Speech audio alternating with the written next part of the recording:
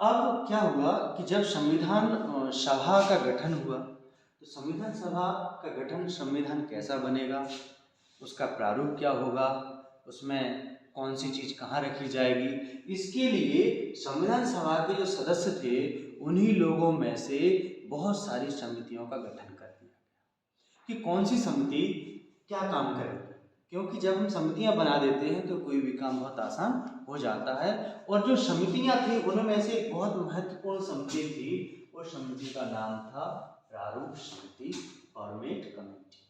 कि हमारे संविधान का प्रारूप क्या होगा, हमारा संविधान जो बनेगा उसमें कौन सी विषय, कौन सी चीज, कौन सा भाग, कौन सा अधिकार, कौन सा कर्तव्य, कौन से कार्य किस पार्ट में रखे जाएंगे, उसमें भाग कितने होंगे, अनुसूचियां कितनी होंगी, इन सब बताने के लिए एक संविधान का फॉर्मेट और प्रारूप बनाया गया।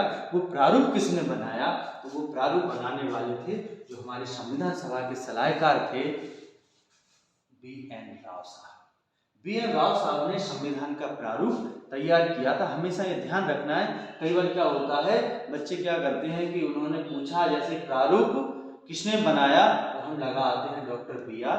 अम्बेडकर आंसर। संविधान बनाने की जब भी बात आए, संविधान का प्रारूप बनाने की बात आएगी तो आपको आंसर लगाना है बी.एन. राव। अब जब संविधान का जो प्रारूप इन्होंने बनाया, इस प्रारूप की जांच के लिए एक समिति बनाई गई कि ये प्रारूप में क्या कमियां हैं, क्या ये सही है, इसमें कोई क्या काटछाट करनी है। इस प्रारूप की जांच के लिए एक 7 सदस्यीय समिति बनाई गई थी। 7 समितीय समिति जो बनी थी, उस समिति के अध्यक्ष थे डॉक्टर बी.आर.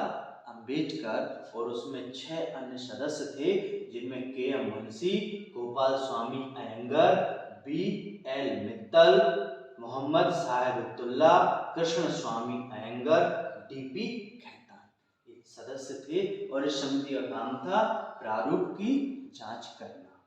ये समिति का गठन 29 अगस्त 1947 को किया गया था और इस समिति ने अपनी रिपोर्ट 21 फरवरी 1948 को प्रस्तुत की थी।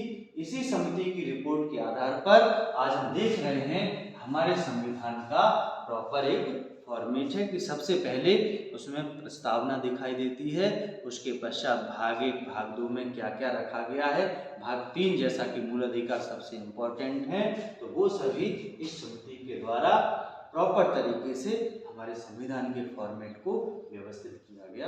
तो एक प्रारूप समिति के बारे में बहुत ज़्यादा इम्पोर्टेंट जानकारी है कि प्रारूप समिति का सदस्य कौन था, तो डॉक्टर बी.आर. अम्बेडकर। लेकिन प्रारूप बनाया किसने, वो बनाया है बी.एन. राव ने। ये बहुत ज़्यादा ध्यान रखने वाली